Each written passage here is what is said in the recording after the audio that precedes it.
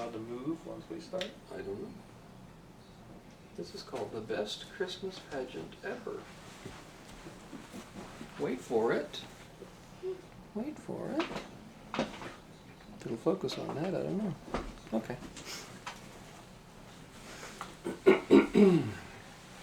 By Barbara Robinson.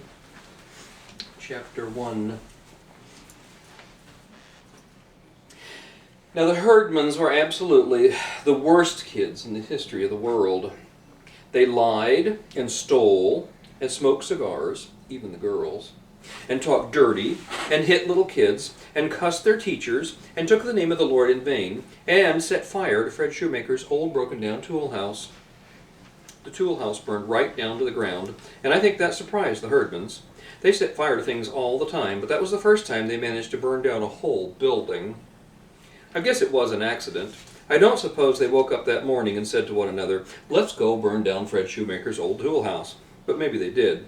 After all, it was Saturday and not much going on. It was a terrific fire. 2 engines and 2 police cars, and all the volunteer firemen, and 5 dozen donuts sent up from the Tasty Lunch Diner.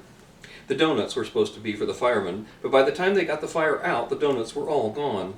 The Herdmans got them, and what they couldn't eat, they stuffed in their pockets and down the front of their shirts. You could actually see the donuts all around Ollie Herdman's middle. I couldn't understand why the Herdmans were hanging around the scene of their crime. Everybody knew the whole thing was their fault, and you'd think they'd have the brains to get out of sight.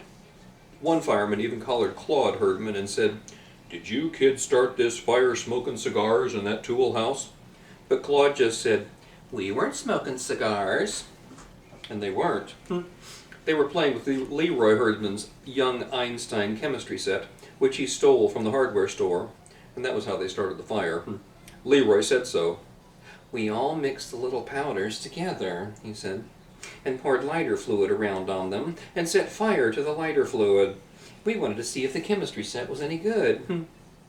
Any other kid, even a mean kid, would have been a little worried if he stole $4.95 worth of something and then burned down a building with it.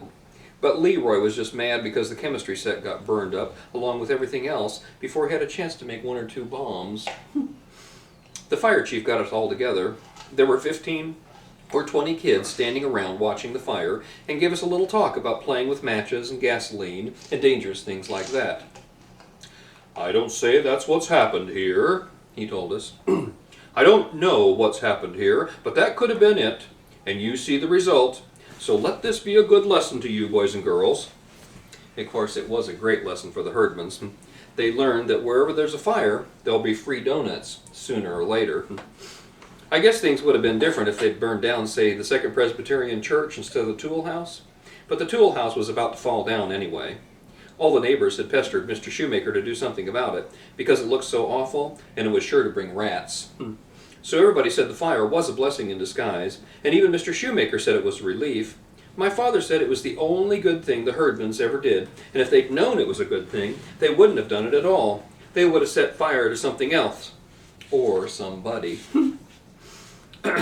They were just so all-around awful, you could hardly believe they were real.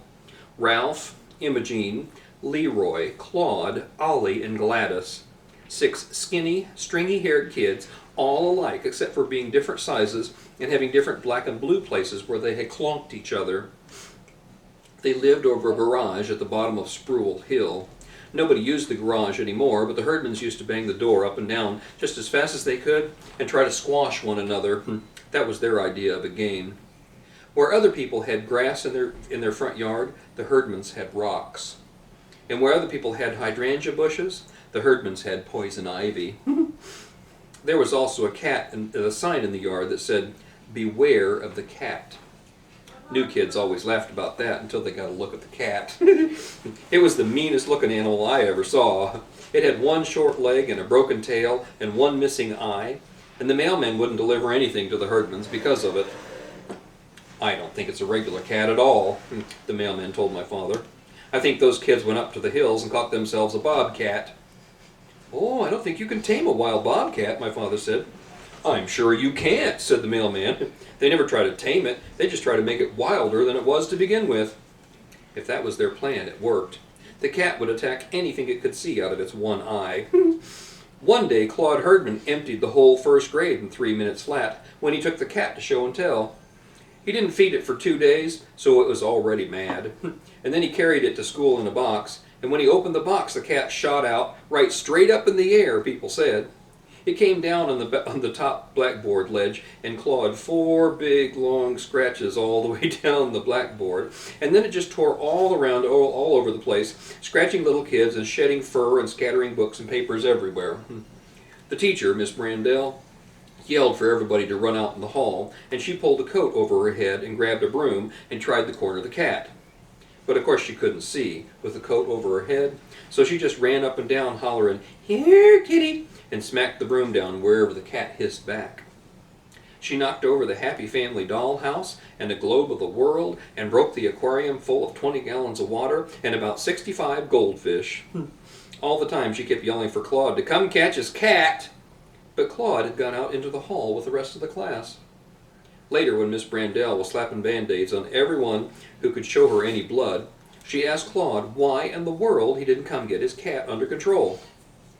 "You told us to go out in the hall," Claude said, just as if he were the ordinary kind of first grader who did whatever teacher said to do. The cat settled down a bit once it got something to eat. Most of the goldfish and Ramona Billion's 2 pet mice that she brought to show and tell. Ramona cried and carried on so, "I can't even bury them," she said. They had to send her home. The room was a wreck, broken glass and papers and books and puddles of water and dead fish everywhere. Dead goldfish. Miss Brandell was sort of a wreck too, and most of the first graders were hysterical, so somebody took them outdoors and let them have recess for the rest of the day. Claude took the cat home, and after that there was a rule that you couldn't bring anything alive to show and tell. The Herdmans moved from grade to grade through Woodrow Wilson School, like those South American fish that strip your bones clean in 3 minutes flat, which was just about what they did to one teacher after another. But they never got kept back a grade. When it came time for Claude Herdman to pass to the 2nd grade, he didn't know his ABCs, or his numbers, or his colors, or his shapes, or his 3 bears, or how to get along with anybody, but Miss Brandell passed him anyway. For one thing, she knew she'd have Ollie Herdman the next year. That was the thing about Herdmans. There was always another one coming along, and no teacher was crazy enough to let herself in for the 2 of them at once. I was always in the same grade with Imogene Herdman, and what I did was stay out of her way. It wasn't easy to stay out of her way. You couldn't do it if you were very pretty, or very ugly, or very smart, or very dumb, or had anything unusual about you, like red hair or double-jointed thumbs. But if you were sort of a medium kid like me and kept your mouth shut when the teacher said, "Who can name all 50 states?" you had a pretty good chance to stay clear of Imogene. As far as anyone could tell, Imogene was just like the rest of the Herdmans. She never learned anything either, except dirty words and secrets about everybody. Twice a year we had to go to the health room to get weighed and measured, and Imogene always managed to find out exactly what everybody weighed. Sometimes she would hang around waiting for the nurse, Miss Hemphill, to give her a Band-Aid. Sometimes she would sneak behind the curtain where they kept a folding cot, and just stay there the whole time with one eye on the scales. "Why are you still here, Imogene?" Miss Hemphill asked one day. "You can go back to your room." "I think you better look and see if I've got what Ollie has." "What does Ollie have?" Imogene shrugged. "We don't know. Red spots all over." Miss Hemphill looked at her. "What did the doctor say?" We didn't have a doctor." Imogene began scrunching her back up and down against the medicine cabinet. "Well, does Ollie have a fever? Is he in bed?" "No, he's in 1st grade." "Right now?" Miss Hemphill stared. "Why, he shouldn't be in school with red spots. It could be measles or chicken pox, any number of things. Contagious things. What are you doing?" "Scratching my back," Imogene said. "Boy, do I itch." The rest of you boys and girls go back to your classroom," Miss Hemphill said. "And Imogene, you stay right here." So we all went back to our room, and Miss Hemphill went to the 1st grade to look at Ollie, and Imogene stayed in the health room and copied down everybody's weight from Miss Hemphill's records. Now, your weight was supposed to be a big secret, like what you got on your report card. "It's nobody's business what you get on your report card," all the teachers said. And Miss Hemphill said the same thing. "It's nobody's business what you weigh." Not even the fat kid, because fat kids could find out what they weighed, but Imogene always knew. "Don't let Albert Pelfrey on the swing," she'd yell at recess. "He'll bust it. Albert Pelfrey weighs 143 pounds. Last time he weighed 137. So, right away, everybody knew two things about Albert. We knew exactly how fat he was, and we also knew that he was getting fatter all the time. "You will have to go to fat camp this summer," Imogene hollered at him. "Miss Hemphill wrote it down on your paper."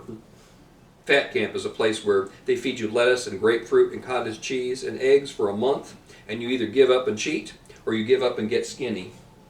"I am not," Albert said. "I'm going to go to Disneyland with my Uncle Frank." "That's what you think," Imogene told him. Albert had to believe her. She was always right about things like that, so all year he had fat camp to look forward to instead of Disneyland. Sometimes Imogene would blackmail the fat kids if they had anything she wanted, like Wanda Pierce's charm bracelet. Wanda Pierce weighed about a ton. She even had fat eyes. Her hobby was the charm bracelet. It had 22 charms, and every single one did something. The little wheels turned, or the little bitty piano keys went plink, or the little tiny drawers opened and closed. And besides being a fat kid, Wanda was also a rich kid, so every time you turned around, she had a new charm. "Look at my new charm," she would say. "It costs $6.95 without the tax. It's a bird, and when you push its little knob, its wings flutter. It costs $6.95. They were great charms, but everybody got sick of hearing about them, so it was almost a relief when Imogene blackmailed her out of it. "I know how much you weigh, Imogene." "Wanda," Imogene told her, "I wrote it down in this piece of paper. See?" It must have been an awful amount, because even Wanda looked horrified. So Imogene got her charm bracelet, and she got Lucille Golden's imitator alligator pocketbook with "Souvenir of Florida" written on it. And for a while she got 10 cents a week from Floyd Brush, until Floyd caught double pneumonia and lost 15 pounds and didn't care anymore. My friend Alice Wendlekin was so nasty clean that she had detergent hands by the time she was 4 years old. Just the same, Alice picked up a case of head lice when she was at summer camp. And somehow Imogene found out about that. She would sneak up on Alice at recess and holler, "Cooties!" and smack Alice's head. She nearly knocked Alice cross-eyed before one of the teachers saw her and took both of them to the principal. "Now what's all this about?" the principal wanted to know, but Alice wouldn't say. "I had to hit her," Imogene told him. "She's got cooties, and I saw one crawling in her hair, and I don't want them on me." "You did not see one," Alice said. "I don't have them anymore." "What do you mean you don't have them anymore?" the principal said. "Did you have them lately?" It really shook him up. He didn't want a whole school full of kids with cooties.